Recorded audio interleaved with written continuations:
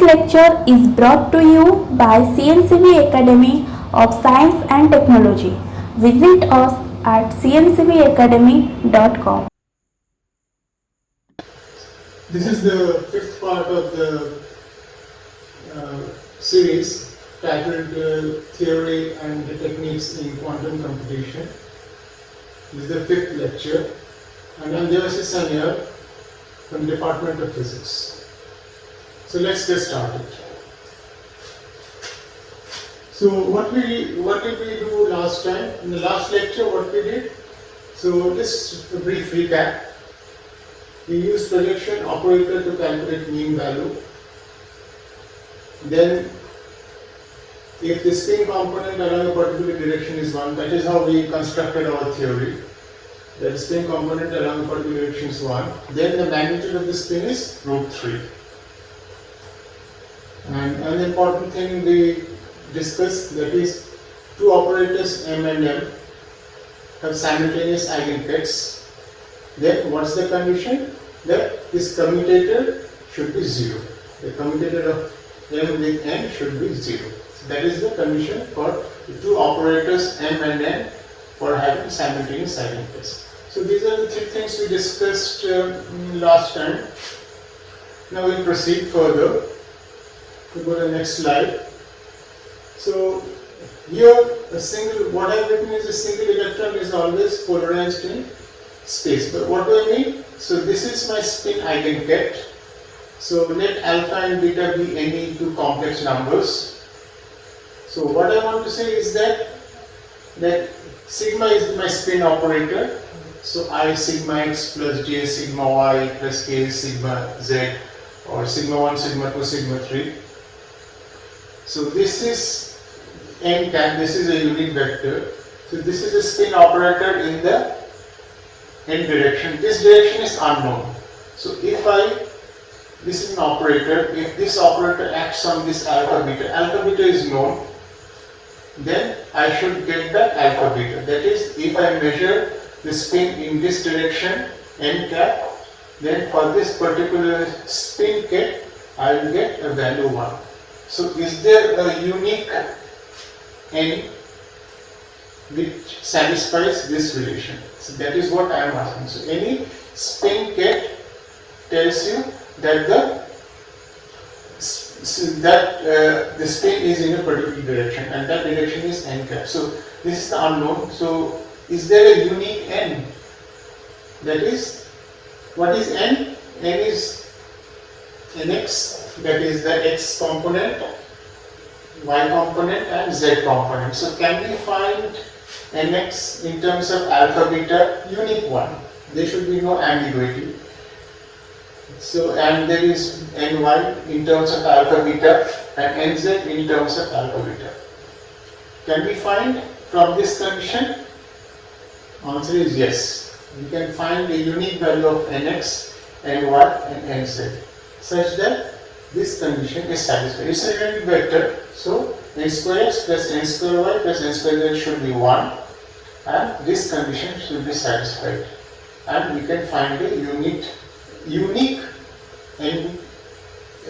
vector which satisfies this condition. So for any spin kit given by alpha beta, we will have a unique direction in which this spin is aligned.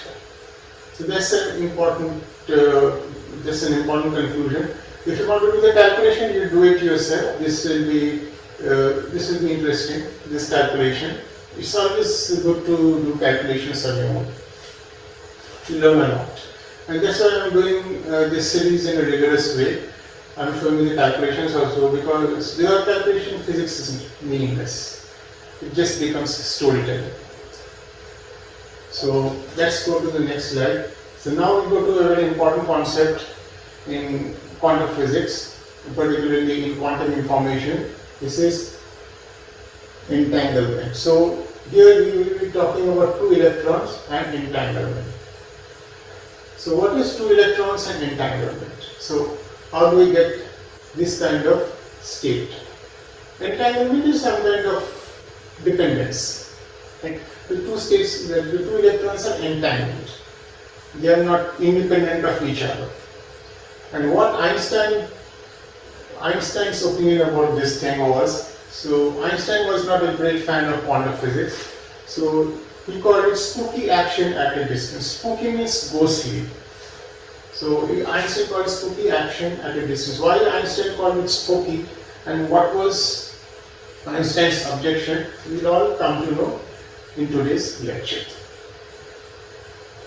So let us consider two electrons which are very, very far apart.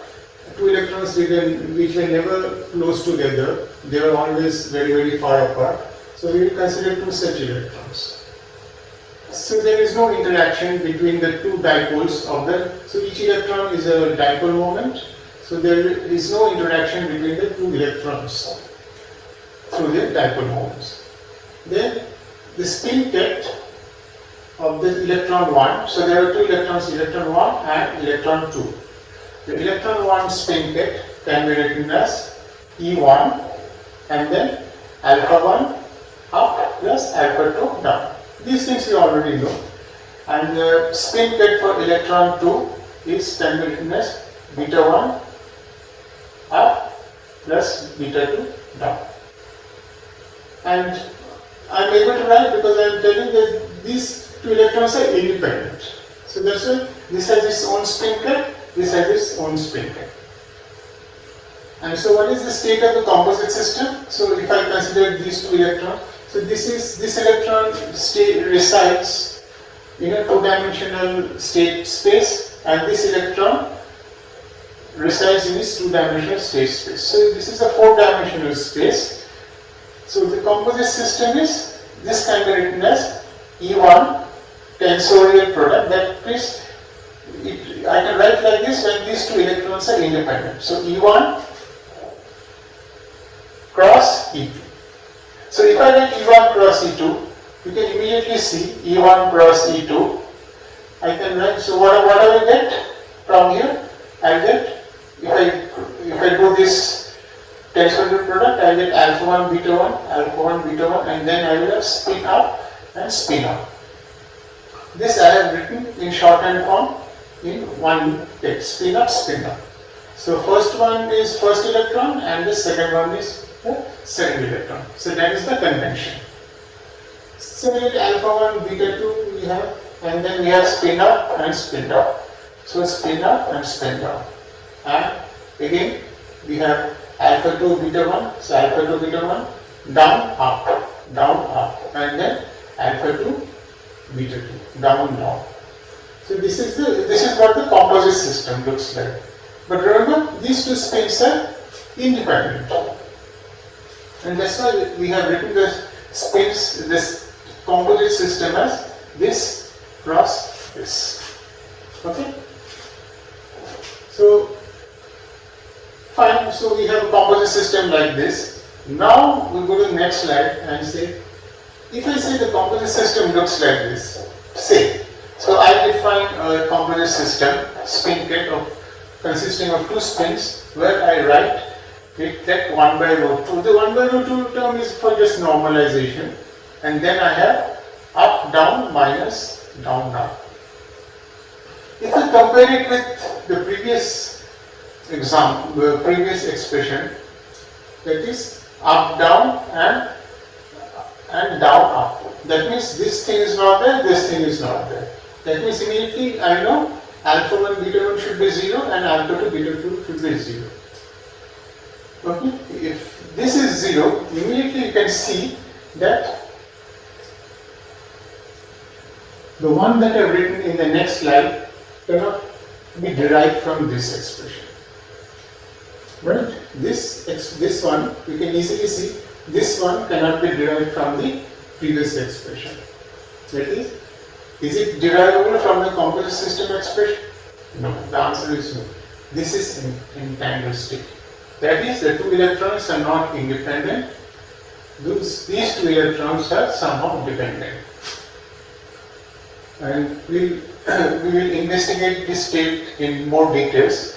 So how do I get such state? So I told that, so what happens that if the system has to be entangled, at some point in time they have to interact with each other. So what happens? You bring the two spins together, okay, and then they interact because through the magnetic moments, and then you take them apart. You take them very, very far apart. So when you take them very, very far apart, there is no magnetic interaction between them, but still they will remain entangled. That's how you create entangled state. Initially the electrons have to interact, and then you take the electrons very, very far apart. So even though they are not interacting, they become entangled. So what do you mean by entangled? We will see. So in order to proceed with the calculations, we now have two spin operators, so sigma and tau. Sigma corresponds to spin 1. So for sigma you will have further sigma 1, sigma 2, sigma 3. All these correspond to spin 1. And for spin 2, what we have is, we will have tau. Tau operator is tau 1, tau 2, tau 3. All these correspond to spin 2. And what are we going to study? So what is my system? This is my system. So this state we are going to study in details and see what we mean by entangled. So what are we going to study? So we are going to study this average property. What is sigma I? I stands for 1, 2 or 3. So sigma I average you will calculate. We will also calculate average of tau I. I means 1, 2, 3. So we will calculate average of tau 1, tau 2 and tau 3. And then we can calculate the average of sigma 1 plus tau 1 or sigma 2 plus tau 2 plus sigma 3 plus tau 3. So if we calculate these quantities for that system, what do we get? This is what we get. So this is the outcome. So if I calculate sigma 1 average, I get 0. Any sigma 1, sigma 2 or sigma 3, any average you calculate, you get 0. Similarly for tau 1, tau 2 or tau 3, you get 0. Similarly for sigma 1 plus tau 1 average, you get 0. These are all quantum mechanical averages. Similarly sigma 2 plus tau 2, you get 0. And similarly for sigma 3 plus tau 3, you get 0. But there is something more. What you can see is that the state we were discussing, that entangled state, which we described as the entangled state, that entangled state is an eigenstate of sigma 3 plus tau 3 with eigenvalue 0. Similarly, that's the same state is the eigenstate or eigengate of the operator sigma 1 plus tau 1 with eigenvalue 0. Similarly, the same gate is the eigengate of the operator sigma 2 plus tau 2 with eigenvalue 0. That is, if sigma 3 plus tau 3 acts on this state,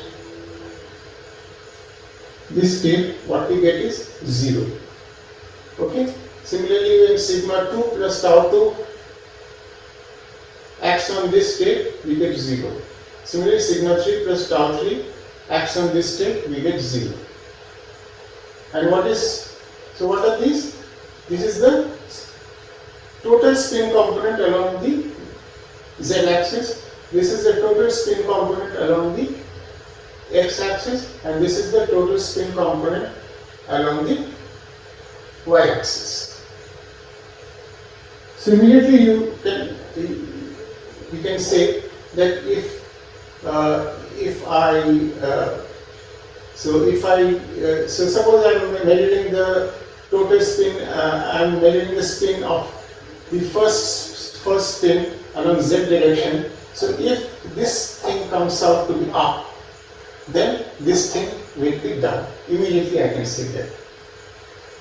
Similarly, if I measure the first spin along the x direction and if I see that this is down, then I can immediately say that the second spin along x direction should be up.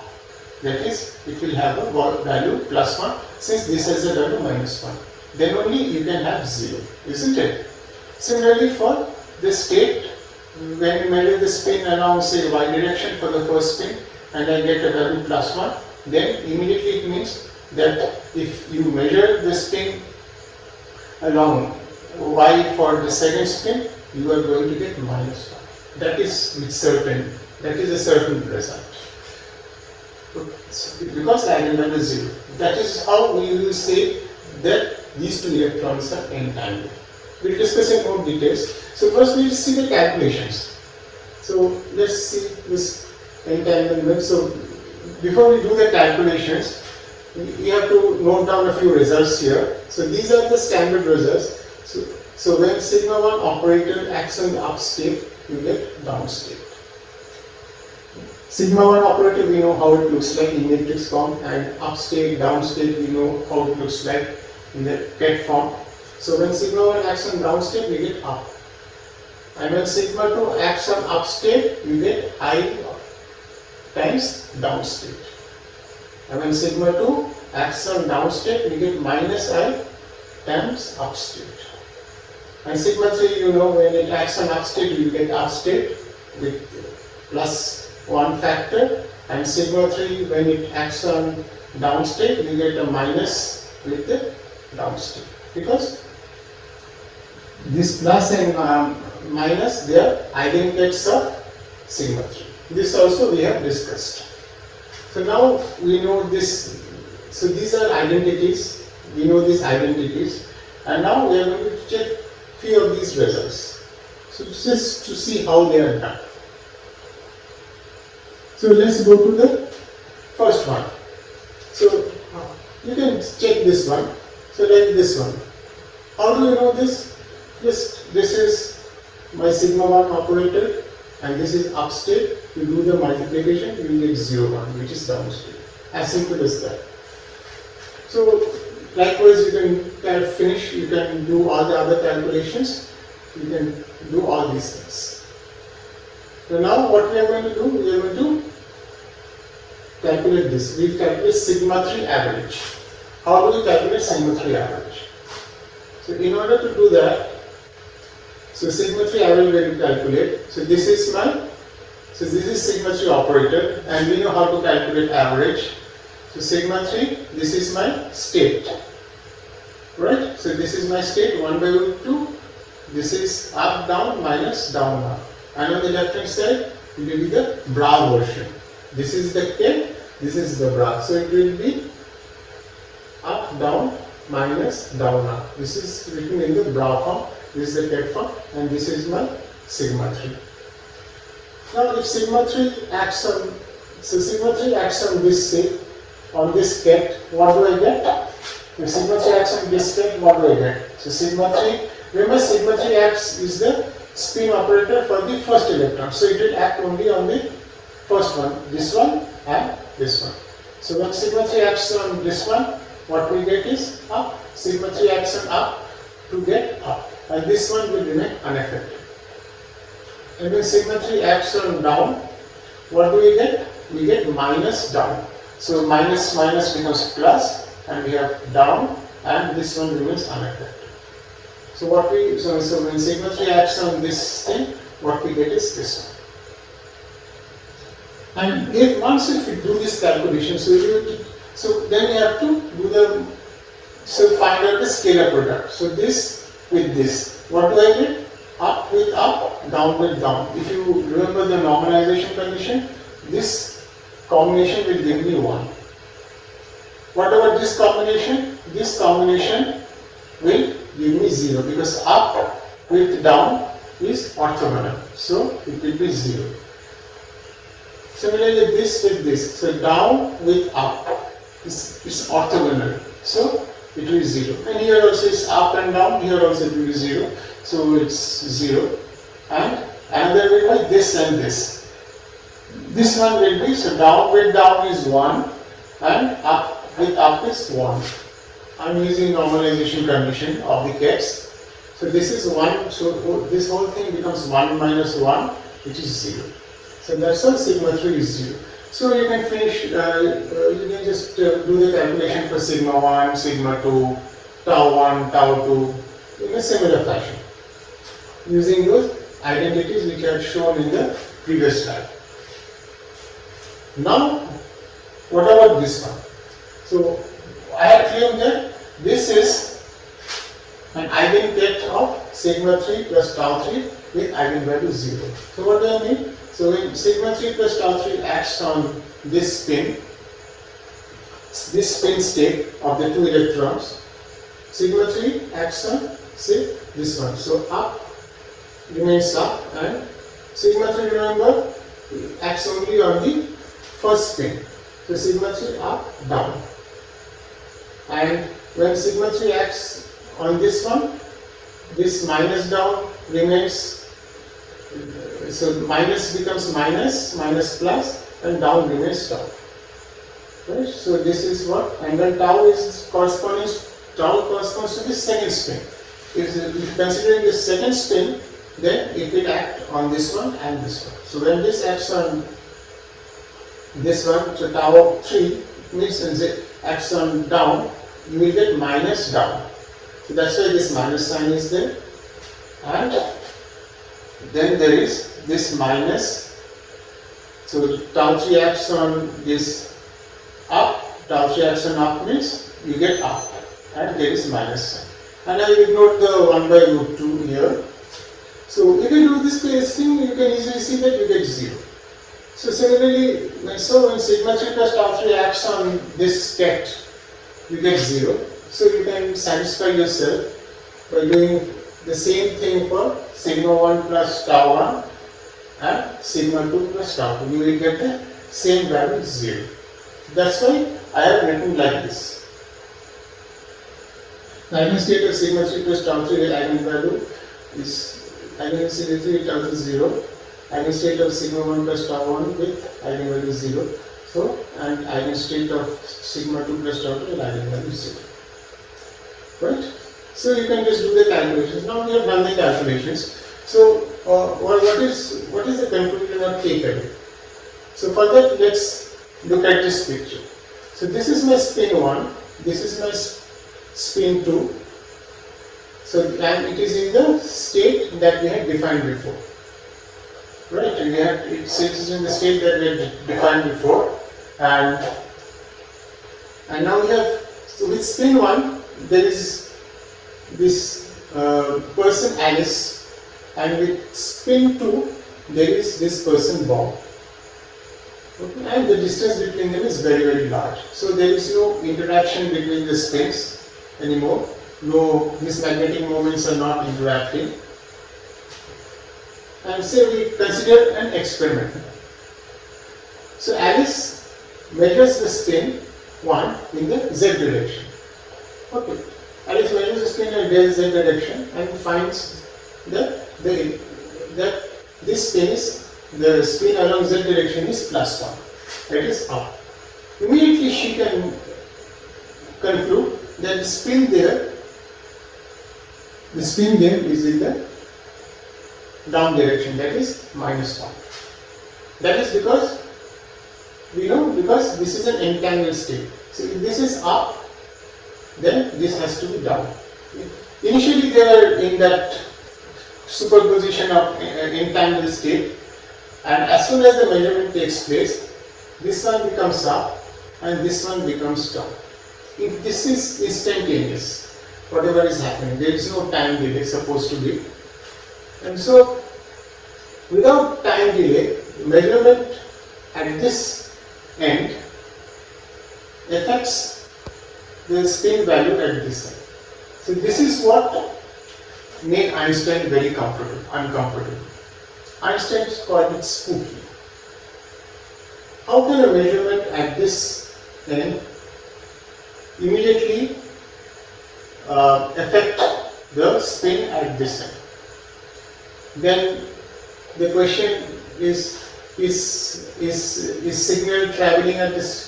Is signal traveling at a speed greater than the speed of light? Well, the answer is no, because there is a signal here. You may be tempted to say that oh, there is a signal, and as soon as I measure this spin to be up, that spin is becoming down.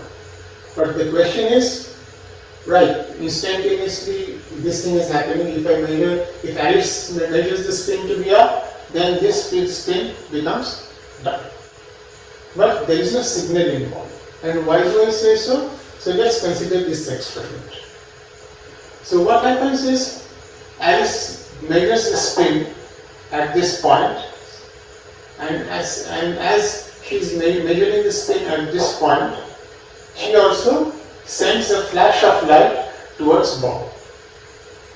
Okay? She sends a flash of light towards Bob. And when she measures the spin, suppose she finds it to be up. Bob is very, very far off. Bob doesn't know Alice has done the experiment. Say by some coincidence, Bob measures the spin at his end. And Bob measures the spin before the light pulse from Alice arrives at this point. Remember, Alice has already sent a flash of light towards Bob, signaling that she has done the experiment. And so Bob is there. Bob has not received the flash of light. So before Bob receives the flash of light, Bob measures the spin direction in the z direction. And what does he find? If Alice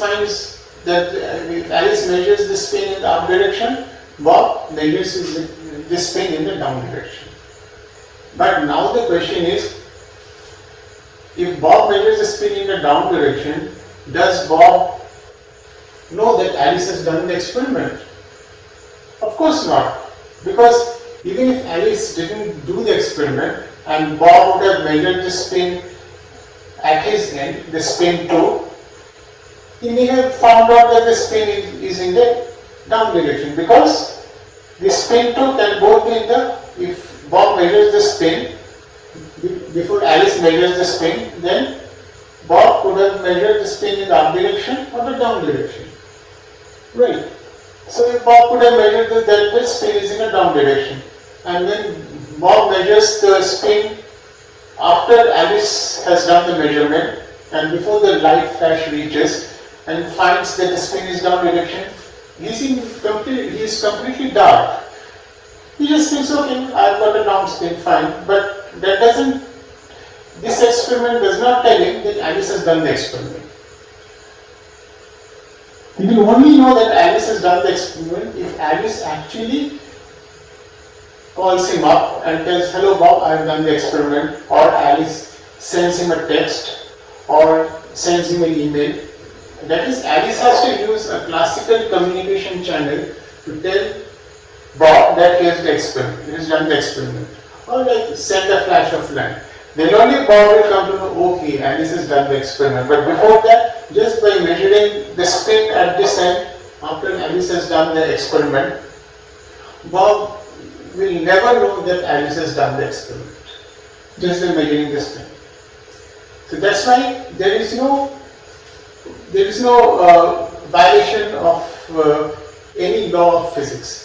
Spooky as it may sound, but there is no violation of law of physics. But Einstein was uncomfortable with this thing. Einstein always thought that the theory of quantum mechanics is not wrong but incomplete, because he thought there should be some hidden variables which should be taken into account to make the theory complete. So that's why he called it spooky action at a distance. So this measurement at this end immediately instantly affects the state of the spin at this end. But it does not violate any law of physics. That we should be very clear about. Right? Because you cannot send a signal from this end to that end by measuring the spin along x direction, y direction or z direction. I will talk about z direction. If the particle is in this state, or if the two spins are in this state, you can measure in x direction or y direction, and Bob can do some measurement, but that measurement will give him no idea that Alice has done the experiment till the flash of light reaches Bob. Okay, so this is the idea. So entanglement does not imply signal can travel at a speed greater than light. Entanglement is something very different. Okay, so it's quantum entanglement. So this does not violate any sacred law of physics. This is something very different. This is entirely very typical of quantum mechanics. And we see that. What does it imply? Okay. So we had talked of only one state. So this state was eigenstate of sigma 1 plus tau 1, sigma 2 plus tau 2, sigma 3 plus tau 3. So, but there are other states also, like this state. This is also an entangled state. This cannot be deduced from our first expression. But this state is only an eigenstate of sigma 3 plus tau 3. Again, so this is entangled state, this is entangled state. Again, you have this state, up, minus, down, down. This is also an entangled state, but this is an eigenstate of sigma 1 plus tau 1. That means, if I measure the spin along x direction to be, say, plus 1 at spin 1, then the spin direction for spin 2 will be in the minus 1 direction. So this is x direction. Spin in the x direction for the second spin will be in the minus 1 direction. But for spin along y and z direction, there will be no such thing. Okay. So if the spin along y direction is calculated in this state, it can be plus 1, say for spin 1, and if for spin 2, it can be both plus 1 and minus 1. Okay. So that way it's not entangled. This entanglement comes from because this is an eigenstate of sigma 1 plus tau 1. This is an entangled state because it is an eigenstate of sigma 3 plus tau 3. And there is one more left. So this is eigenstate of sigma 2 plus tau 2. So for this state, if you measure the spin along y direction, say for the second spin, and you find that it is minus 1, then the spin along y direction for the first spin will be in the plus direction. This is because of this property. But for y and z, you won't find any such result. So these are the 4 Bell states, 1, 2, 3, 4. These are the 4 Bell states or 4 entangled states that you can have for 2 electrons. So these are for 2 electrons. For 3 electrons also you can have entangled states. Right? So let us go to the next. So now we go to something very important, Bell's theorem. So what is Bell's theorem? Bell's theorem is actually it's an inequality, and it's a theorem based on set theory. Right? It's a theorem based on set theory. And remember, I think in the first or second lecture I have told you what is classical mechanics. Classical mechanics is basically set theory, because all the classical states form a set. Right? That's what we discussed. The classical states form a set.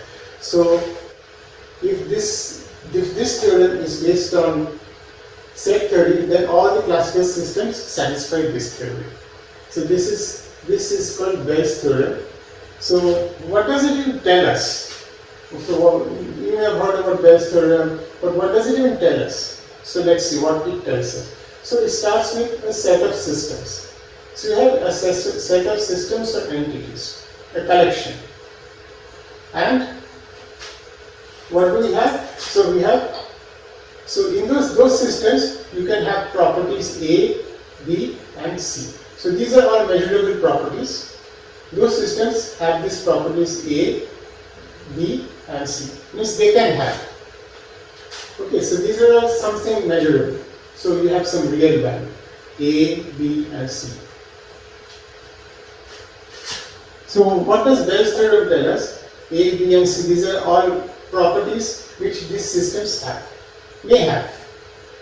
So so we have a set of systems, say a large number of systems. Of this, say n number of systems have this property A but not B. Okay, this is not B. So A, we have this property A, but this B property is not there. Okay, whatever that something measurable, that is not there. And then out of this, so we have n such systems, n A, not B, and then you will have other systems which have the property B but not C. So this property C will not be there, but the property B will be there. And there will be, the remaining systems maybe have this property that it will have the property A, but it will not have the property C. Right? So you have property A, some systems have this property A but not B, some systems have property B but not C, and some systems have property A but not C.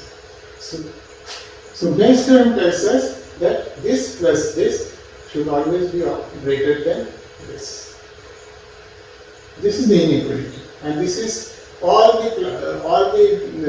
classical physics satisfies this inequality, because we will now derive Bell's theorem. The derivation is based on set theory. So whatever we will be doing is set theory, and it's a simple derivation, and it will satisfy classical physics. Any such, you have a system and you have observable properties A, B and C, then this inequality will always be satisfied. Or if you write in terms of probability, so you have, if you divide it by the total number of systems, n divided by n total, this divided by n total, this divided by n total, then that gives me probability. So Bell's theorem can be stated in terms of probability also. So probability that A not equal, probability of the system having A but not B. So this is the probability of system having the property B or satisfying the property B but not C, should be greater than the probability of the system satisfying the property A and not C. So this is in terms of number, and this is in terms of probability. So this is in terms of probability, the Bell's theorem has been written. And these ABCs are the measurable properties. So we just go to the derivation now. And this is the derivation. So let me explain. So this is similar, very typical set theory diagram, Venn diagram. So this circle A contains the systems, all of which have the property A. And so this circle represents the system, all of which have the property B. And this represents the systems which have property C. So of these, some of them will have both property B and C. So this is the place where those systems will stay, where both of them have property B and C, and this is where you will find the systems where both have property A and C, and this is where you will find systems which will have both property A and B. And this is the place where you will find where systems have A, B and C, all the three properties. This is typical set theory. Now I have labeled the areas 1, 2, 3, 4, 5, 6, 7. And I have labeled it such that in each such labeling is such that it denotes an area where there is no overlap. That is, 1 means only this area. 1 means it means only this area. 2 means only this area. 3 means only there is no overlap. So this is 3. 4 means only this. 5 is only this, 6 is only this, right? And 7 is only this. And now you will see how short the roof is. So what is your NA not equal to B? It is region, so NA, but B will not be there. So that this is region 1 plus region 4, right? A will be there, and but B will not be there. So region 1 and region 4. So C can be there, but B will not be there, right? B will not be. So 1 plus 4 ensures that only A is there and C is there.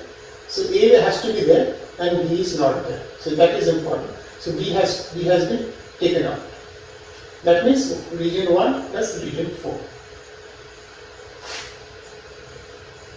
Similarly, we go to the next slide. Now, number of systems having B but not C, which is region 3 plus region 2. This is easy to check. Region 3 plus region 2. Region 3 plus region 2.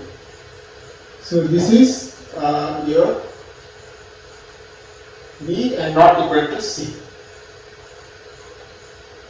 So B not equal to C. So B has to be there and not C. Not C is ensured by taking this also. So this part is purely B, 3, and this is 2. 2 contains B and A, but no C. Right? And then we go to NA, but there will be no C. So those systems which do not have the satisfy the C property will not be included here. So that is region 1 plus region 2. And again we go back, so C will not be there. So C will not be there. So if C is not there, then we get 1 plus 2. So this is 1. 1 is entirely region 1. Oh, and this is 2. So it contains part of B also, but there will be no C. So 1 plus 2 is my A not C. And then this is trivial. After that, if you add A not equal to B, B not equal to C, what is this? What is that? It is region 1 plus region 2 plus region 4 plus region 3. Right? This one. And what do we have here? A not equal to C is region 1 plus region 2. So it's trivial that this has to be greater than this. Okay? So NA, the number of systems satisfying A but not B, plus number of systems satisfying B but not C will be greater than number of systems satisfying A but not C. This is Bayes' theorem. And it's proved. This is the proof of Bayes' theorem. But now the problem starts, okay, so this has to be true, then what about quantum mechanics? Now let's check. We consider the same system here. The first Bayes state we considered, right? So now we consider the properties. So what are the properties we are considering? So electron 1 is in Z direction. So this is my state, bell 1. I have designated it by bell 1. This is the entangled state. So I am considering electron 1 is in Z direction. And I am considering electron 2. The electron 1 spin is in that direction. Electron 2 spin is along 5 by 4 in the ZX plane. This is actually, this direction is just opposite to pi by 4. We will see. So this is electron 2. So the electron 1 is in Z direction. Electron 2 should be in this direction. And electron 1 should be along X direction. So these are the three observables, A, B and C. This pi by 4 is opposite to 5 pi by 4 is opposite to pi by 4. So if I look at it in the pictorially, see this is what it looks like. This is the first case. So electron 1 is in the z direction. So I am considering the zx plane only. No y is involved here. So if I measure the electron of the first spin, the spin will be, for the first electron, the spin should be in the x direction, z direction. And this is for second electron, the spin will be in a direction opposite to pi by 4. This is 5 pi by 4. Right? That is why I have written, so this is 5 pi by 4. So I have written 5. So this is for the second electron being in this direction. And this is for the first electron to be in the x direction. So these are the three observables, A, B and C. And the state is given. So for that we are going to see whether Bell's theorem is satisfied or not. And here I have already given you the result. It's spoiler alert. So you can see entanglement and violation of Bell's theorem. So here there has been, so we will see how Bell's theorem will be violated in this case. So let's do the calculation. It's not, we have already, so first case is A and not B. So A and not B means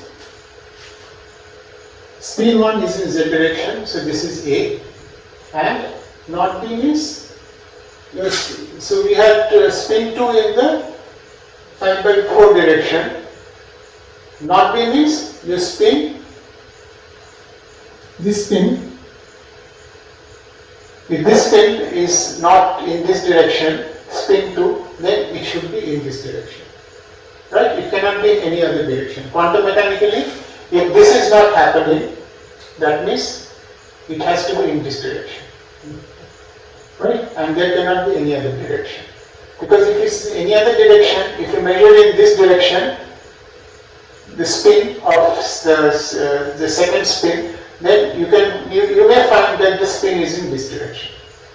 But if the spin is in this direction, you can never find that the spin 2 will be in this direction. That is why not B means the spin 2 is in this direction. If the spin 2 is in this direction, that actually means that since it's an entangled state, the spin 1 will be in this direction. Remember, for this state, if the spin 2 is in this direction, spin 1 will be in the opposite direction. So, spin 1 is not in the pi by 4 direction, that is, here the spin 1 will be in the opposite direction, that is, the spin 1 will be, the spin 2 will be in this direction and spin 1 will be in this direction. That is A and not B. This is the scenario. This is A and this is not B. Right? So what we have to find out? You remember the projection operator, so we have to find out the probability. So this is my state, Bell 1, this is the ket, this is the brown version, and here, what is the operator? First is spin 1 in z direction. So this is the projection operator for spin 1 in the z direction. And this is the projection operator for the spin in the direction opposite to pi by 4. 1 minus 1 by root 2 sigma 1 minus 1 by root 2 sigma 3. Sigma dot n. So n will be minus 1 by root 2 I minus 1 by root 2 k. Remember the projection operator, how it looks like?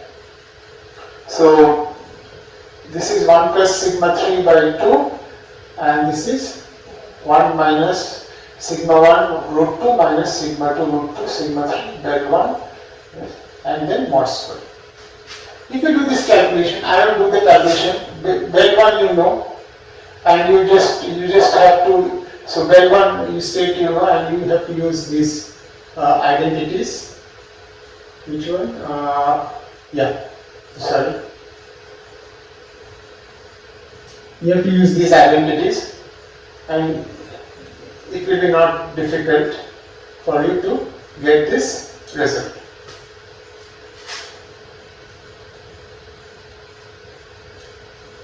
You will get 0.075. This is A not B. So this is the probability. So let me go to the next case. B but not C. B means spin 1 is in the spin 1 state should be pi by 4. Remember? Because the spin 2 state is in the pi by 4 direction, then the spin 1 should be in pi by 4. So spin 1 is in pi by 4 and spin 1 state is in the negative x direction because it is telling not C. C is in the x direction. So not C is in the minus x direction. This is typical of quantum mechanics. It cannot be in any other direction other than minus x direction. Because in any other direction, if you measure, you may get spin in the plus. You may get, if you measure spin in the plus x direction, you may get a positive value. But if it's in the negative direction, you will never get positive value. You will always get minus 1. So spin 1 state should be in the negative x direction and spin 1 state should be in the pi by 4 direction. So for that, again the same projection operator will be 1 plus. So this is the projection operator for pi by 4. So this is 1 plus sigma 1 by root 2 and 1 plus sigma 3 by root 2. Remember, we are in the zx plane. So this is z, this is x. This is the projection operator for this one, and projection operator for minus will be minus 1 minus sigma 1 by 2. And then one state is given. This is get, this is bra. You do the calculation using those identities and you will get 0.07. Check. These are for you to check because doing calculations is important. And then finally is A but not C. A means spin 1 is in the up direction, that is in the z direction, and not C means spin 1 state is in the negative x direction.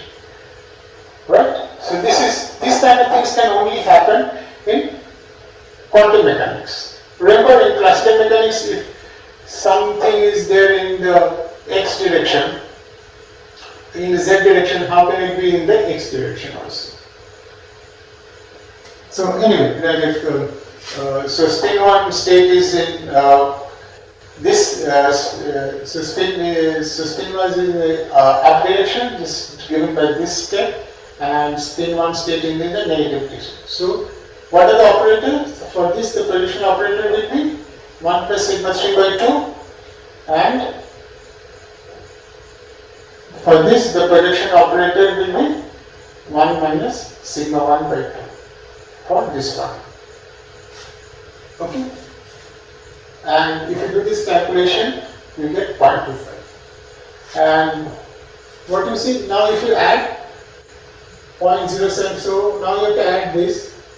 So you have to add this, and then you have to add this. If Bayes' theorem is satisfied, then these two should have been greater than this one. Right? But what you will see is that it doesn't happen. So if you add these, what you have? So this is definitely less than 0 point violation. This is a very startling result. So what it means is that this violation is due to the fact that quantum mechanics and classical mechanics are entirely different theories. Classical mechanics is based on set theory because, as we had discussed earlier, it is the quantum, the classical states are belong to a set, but quantum mechanical states, they don't form a set. Rather, quantum mechanics is described by a vector space, as they have been described in the case of the spin, where spin is described, the spin state is described as a state in a two-dimensional vector space. Now, so this doesn't mean that uh, uh, Bell's theorem is violated every time in quantum mechanics. Bell's theorem can be satisfied, is satisfied in quantum mechanics, but the fact that sometimes it's not satisfied tells us that quantum mechanics is very different from classical mechanics. Quantum mechanics, so thing is that there cannot be a classical analog of quantum mechanics. Einstein was very uncomfortable about the fact that about this linear superposition of states. So he always thought that the quantum mechanics is not a complete theory.